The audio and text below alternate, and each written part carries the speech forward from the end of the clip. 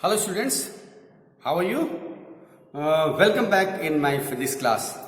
Students, today I am going to explain the refraction at spherical surface. मतलब spherical surface से refraction को हम explain करेंगे. अब स्फेरिकल सरफेस मैंने जैसे पिछले लेक्चर में आपको लेंस के बारे में बताया था, कॉन्वेक्स लेंस और कॉनकेव लेंस, ठीक उसी तरीके से स्फेरिकल सरफेस भी हमारी कॉन्वेक्स और कॉनकेव होंगी. तो हमारा पहला टॉपिक है refraction at convex spherical surface. Clear? Convex surface. अब इसमें भी खास बात क्या है, जैसे कॉन्वेक्स सरफेस है तो ये रेयर मीडियम है, ये डेंस मीडियम है नहीं? ये रेयर मीडियम, डेंस मीडियम. तो ऑब्जेक्ट कहां रखा हुआ है? रेयर मीडियम में. अच्छा, एक चीज आपको मालूम है कि इमेज रियल और वर्चुअल कहां बनती है? अगर इमेज तो तभी बनेगी जब दो रेस एक दूसरे से मीट करेंगी. अब दोनों रेस रिफ्रैक्शन के बाद अगर सीधे आगे बढ़ के मिल जाती है तब तो रियल बनेगी, और अगर आगे दूर जा रही है तो मिलेंगी नहीं, उनको बैकवर्ड प्रोड्यूस करना पड़ता है, और वो जब मिलती है तो इमेज हमारी वर्चुअल बनती है. हमारा केस क्या है?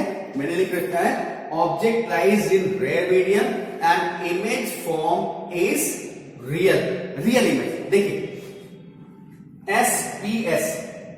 एसपीएस क्या है हमारा? SPS is convex spherical surface. एक पॉइंट ऑब्जेक्ट ओ पर सिचुएट करा दिया मैंने. ये रेयर मीडियम है और ये डेंस मीडियम है. यहां से लाइट चली, देखिए लाइट जा रही है, यहां पे फॉल करती है इस पॉइंट ए पर.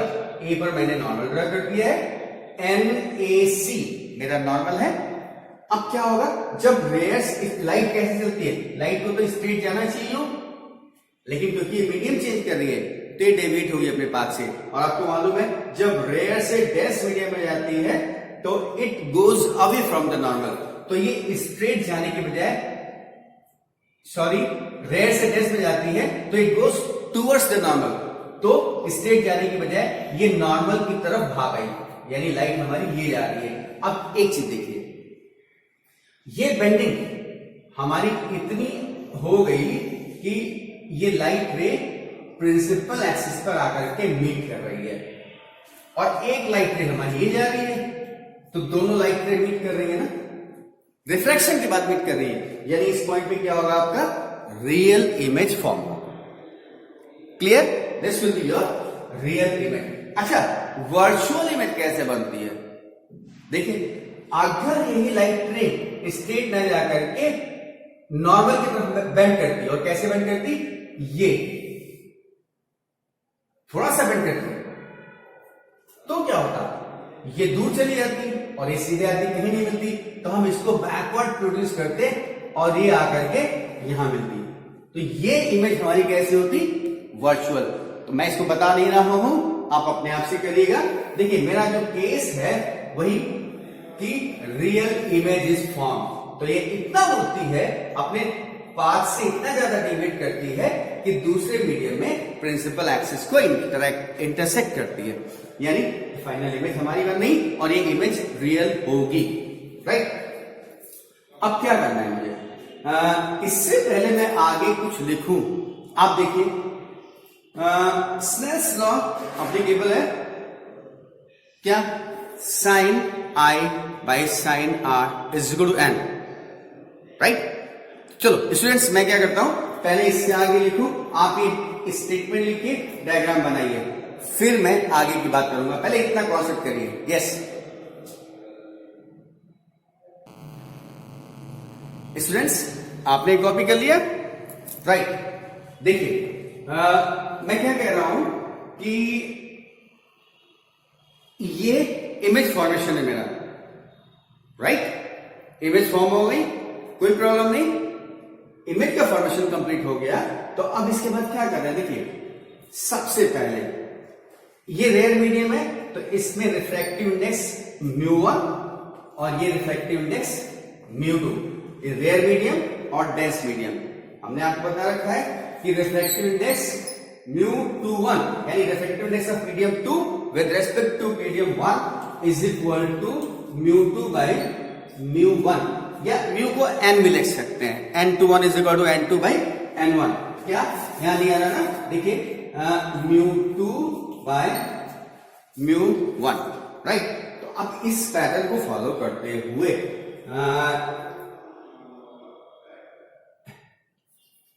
we know that sin I by sin R is equal to μ21 is equal to μ2 by μ1 according to Snell's law। अच्छा, एक काम करते हैं, since angles are very small we can write sin I is equal to I and sin R is equal to R। क्या since angles are very small we can write sin I is equal to I and sin R is equal to R। तो क्या हो जाएगा, therefore I by R is equal to μ2 by μ1, यानी μ1 into I is equal to μ2 into R। This is your equation 1।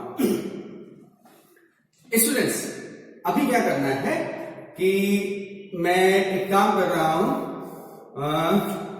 पहले I और R हमें चाहिए। What is I, what is R, इसको फाइंड किया जाए। तो इसके लिए आप डायग्राम में आइए, अपने फिगर में आइए। ये ट्रायंगल OAC की बात करें तो ट्रायंगल OAC में अल्फा प्लस गामा, सुनिए क्या है, ये ऑब्जेक्ट है, प्रिंसिपल एक्सिस से ऑब्जेक्ट से लाइट जाने वाली रे अल्फा एंगल बना रही है, इमेज से मिलने वाली लाइट बीटा बना रही है, और सेंटर ऑफ कर्वेचर से यानी नॉर्मल जो एंगल बना रहा है that angle is gamma. Image formation बता दिया था, लाइट जो जा रही है बेंड करेगी, यहां पे इमेज फॉर्म हो रही, दिस इज पॉइंट ए। अब इस पॉइंट से हमने एक परपेंडिकुलर ड्रा किया जो M पॉइंट पर मिल रहा है और हमने इस AM को H दे दिया, ठीक है। अब देखिए इस ट्रायंगल OAC में, देखिए यहां पे इन ट्रायंगल OAC क्या दिखाई दे रहा, alpha plus gamma is equal to I। Yes, exterior angle in दोनों के सम के बराबर होता है, ये मैथमेटिक्स आपको मालूम है। तो यानी angle I is equal to alpha plus gamma. अब फिर कहते हैं, इसके बाद मैं यहां आ रहा हूं, इन ट्रायंगल ACI, ACI में क्या होगा, R plus beta is equal to gamma, R plus beta is equal to gamma, यानी R plus beta is equal to gamma, यानी R is equal to gamma minus beta. तो अभी क्या हुआ, you got the value of angle I and angle R, right. क्या करें, I और R की इस वैल्यू को इस इक्वेशन नंबर 1 में रखते हैं। Putting I and R in equation 1। देखिए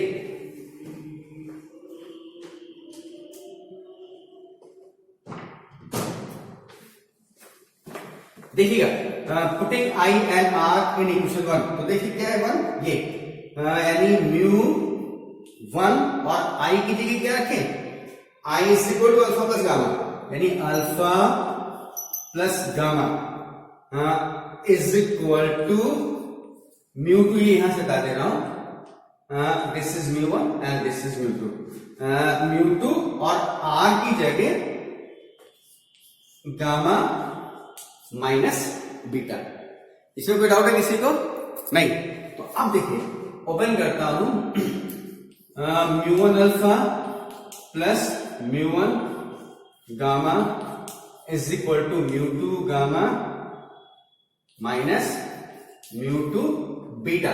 अरेंज कर रहा हूं, यानी म्यू1 अल्फा माइनस इधर आएगा plus mu two beta is equal to mu two gamma minus mu one gamma, right.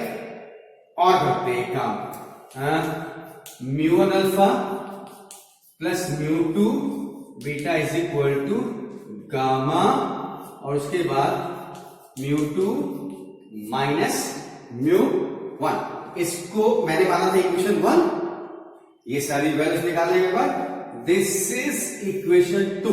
अभी क्या करूंगा स्टूडेंट्स, आप वीडियो को पॉज करके ये नोट कर चुके हैं, इस पोर्शन को नोट करिए, ये इंपॉर्टेंट है, ये टॉपिक बोर्ड के पॉइंट ऑफ व्यू से इंपॉर्टेंट है और बोर्ड में एग्जाम में आता भी है, ठीक है। तो ये नोट करिए, फिर मैं इसको यहां हटा दूंगा स्टेटमेंट सब, इक्वेशन नंबर 1 नोट कर दूंगा और 1 भी नीडेड नहीं है, सीधे ये नोट करके और यहीं से चालू करूंगा। वीडियो पॉज करिए और नोट करिए। स्टूडेंट्स आपने नोट कर लिया, मैंने इक्वेशन 1 2 दोनों कॉपी कर लिया है। अब मेरे साथ जो चीज रिक्वायरमेंट की है वो अल्फा बीटा और ये गामा। देखिए अल्फा ये एंगल है, बीटा ये एंगल है और गामा ये एंगल है। तो अगर हमको अल्फा बीटा गामा फाइंड करना है तो डायग्राम से देखते हैं। इन triangle OAM tan alpha is equal to perpendicular upon base, ये क्या है, what is this, this is u and negative. फिर यहां से ये इमेज है v पॉजिटिव और यहां से ये क्या है, सेंटर ऑफ कर्वेचर r। अच्छा एक काम करना, जब मैं डिस्टेंस ले रहा हूं OM और M और P एकदम पास में लिखता हूं, देखिए तो in triangle OAM alpha is equal to tan alpha is equal to perpendicular upon base, तो h अपॉन माइनस यू, यानी h अपॉन माइनस यू।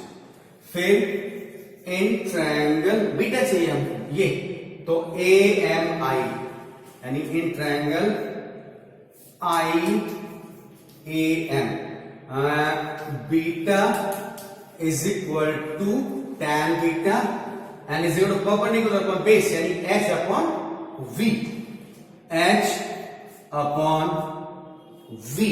और तीसरा in triangle CAM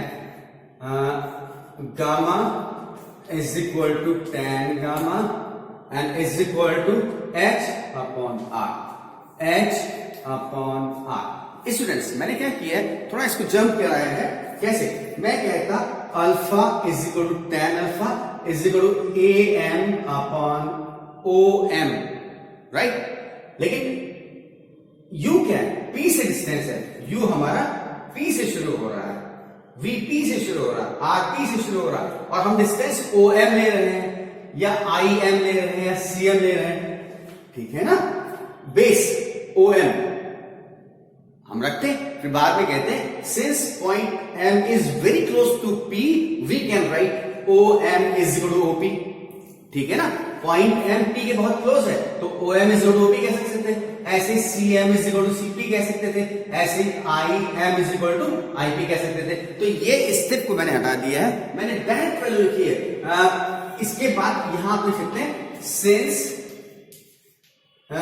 M is very close to point P,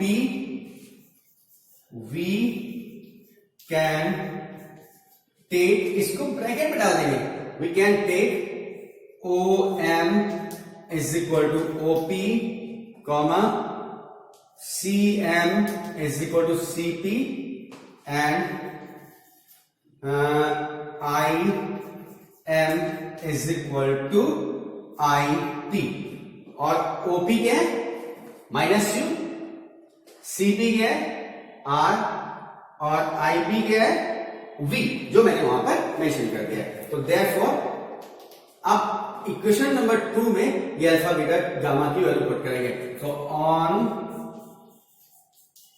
putting alpha beta and gamma in equation 2 में put कर रहा हूं, देखो तो क्या हो जाएगा, दिस विल बी μ1 और अल्फा की जगह h अपॉन माइनस यू, तो h upon minus u plus μ2 beta की जगह h upon v, h upon v is equal to gamma, gamma की जगह h अपॉन r, μ2 माइनस μ1।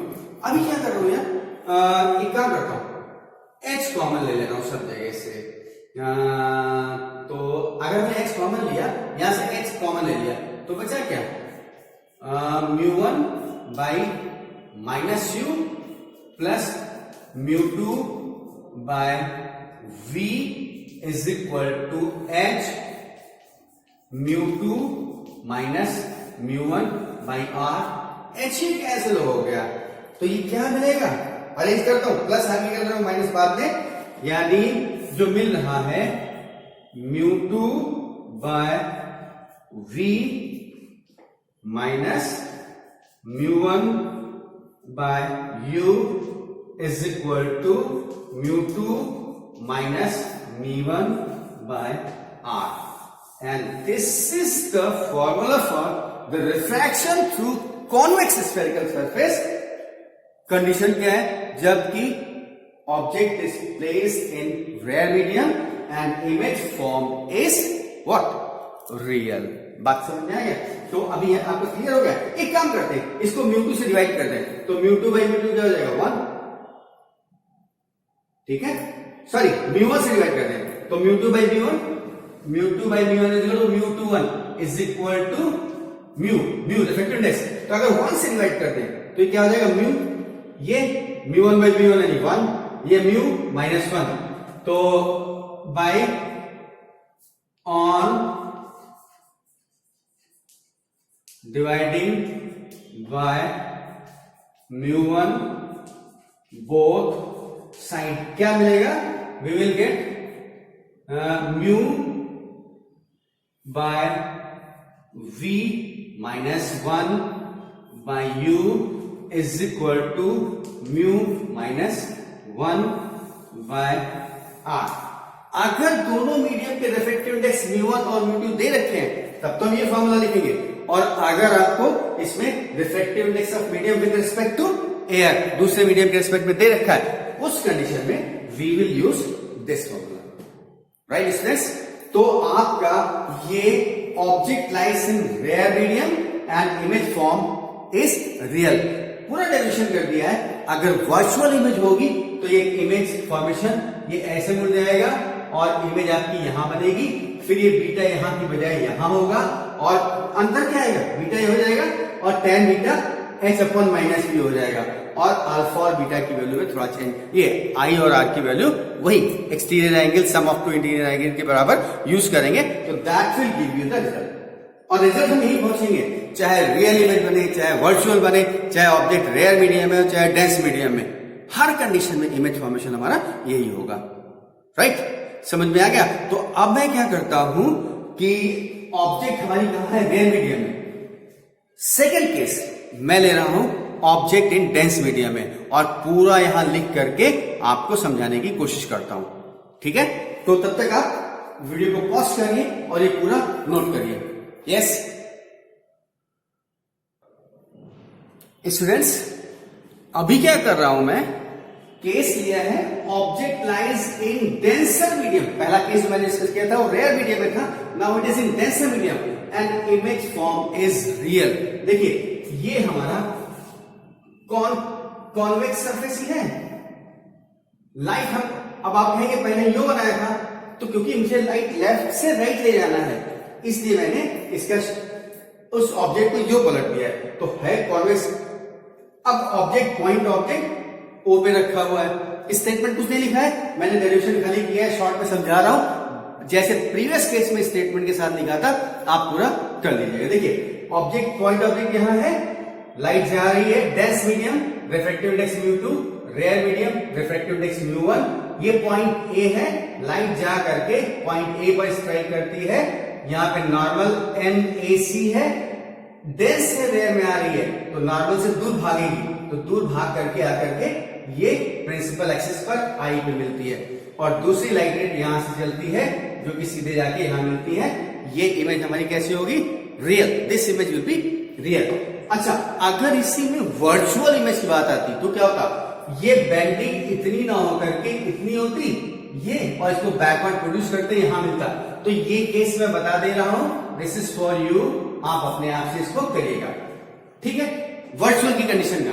अब रियल में ये इमेज बन गया, ये नॉर्मल है, ठीक?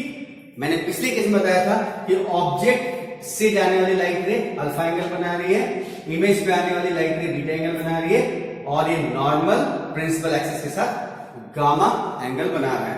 पॉइंट ए से प्रिंसिपल एक्सिस पे एक परपेंडिकुलर ड्रॉ किया, h हाइट है, m पर मिल रहा है, क्योंकि m पॉइंट p के बहुत क्लोज है, तो cm is equal to cp, OM is equal to OP and IM is equal to IP हम कंसीडर कर लेंगे, जैसे पिछले केस में किया था। अब आप देखिए मैंने इसके बाद क्या किया, ये डायग्राम समझ में आ गया? कॉन्वेक्स स्फेरिकल सरफेस और ऑब्जेक्ट इस डेंस मीडियम में है, और इमेज यहां बन रही है रेयर मीडियम में, लेकिन रियल है। केस दूसरा, ये केस कौन सा है? This is case 2। अब आप देखिए क्या करना है, Snell's law, sine i by sine r is equal to mu two by mu one. पिछले केस में भी कहा था, क्योंकि बहुत कुछ मैंने स्टेटमेंट लिखे हैं, पिछले से फॉलो करिएगा। Since angles are small therefore i is equal to sine i and r is equal to sine r, तो therefore i by r is equal to mu two by mu one, cross multiply किया, mu one i is equal to mu two r, equation number 1। फिर कहते हैं जो diagram में triangle AOC, yes, इस triangle में अगर हम AOC की बात करेंगे, ये AOC, तो gamma is equal to i plus alpha, gamma is equal to i plus alpha, यानी i is equal to gamma minus alpha, और मैंने यहां लिखा हुआ gamma is equal to i plus alpha, यानी i is equal to gamma minus alpha.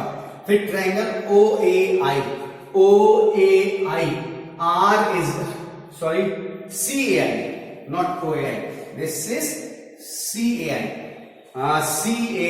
तो R is equal to gamma plus beta, मैंने लिखा है R is equal to gamma plus beta. इस I और R को इक्वेशन नंबर 1 में put करेंगे। पुटिंग आई आर इक्वेशन 1, जो हमारे पास वैल्यू आ रही है, ये इक्वेशन नंबर 2 मैंने ले लिया।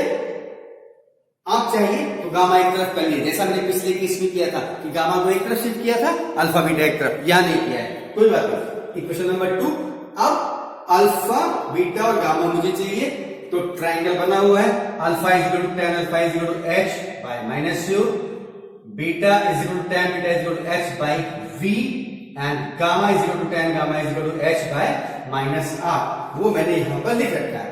अब अल्फा बीटा और गामा को putting alpha beta and gamma in equation 2, मैंने सारी वैल्यूज रखी है, मैथमेटिकल अरेंजमेंट है, शिफ्टिंग की है, एंड हमको लास्ट में वही फॉर्मूला मिल रहा है जो पिछले केस में था। मैंने आपसे साफ कह दिया है कि चाहे रेयर मीडियम से डेंस मीडियम में ऑब्जेक्ट जा रहा हो या डेंस से रेयर में लाइट जा रही हो, सभी कंडीशन में इमेज फॉर्मेशन के लिए और रिफ्लेक्शन का जो फॉर्मूला आएगा that will be the same, right? एक चीज और देखिए, फिर मैंने कहा अगर इस एक्सप्रेशन को म्यू1 से डिवाइड कर देते हैं, डिवाइडिंग मैंने पिछले में भी किया था, ये तो हो गया, म्यू1 और म्यू2 दे रखा है, absolute reflective index with respect to air, यानी ये रेयर मीडियम का रिफ्लेक्टिव इंडेक्स और डेंस मीडियम का, लेकिन मीडियम का reflective index with respect to air अगर हो, यानी क्या कहते हैं, dividing both side by mu one, तो क्या हो जाएगा, म्यू2 बाय म्यू1, और म्यू2 बाय म्यू1 पिछली बार बताया था हमने, mu two by mu one is equal to म्यू21 इज इक्वल टू म्यू, तो म्यू2 बाय म्यू1 क्या आ जाएगा, this will be mu by v minus mu one by mu one 1 by u is equal to mu two by mu one का मतलब mu minus mu one by mu one 1 by r. और आपको clear दिखाई दे रहा है कि we are getting the same relation as in the case when object was placed in rare medium, image was real, image virtual भी होगी तो भी रिलेशन हमारे यही आएंगे। तो आज स्टूडेंट्स मैंने आपको कॉन्वेक्स स्फेरिकल सरफेस के लिए ये डिस्कशन किया है और दोनों केस लिए हैं। पहला केस ये था कि ऑब्जेक्ट रेयर मीडियम में है और इमेज रियल बन रही है। दूसरा केस लिया ऑब्जेक्ट डेंस मीडियम में, ये वाला, और इमेज रियल बन रही है। अगर आपका मन करता है तो आप वर्चुअल इमेज बना सकते हैं और बना करके भी डेरिवेशन करिएगा।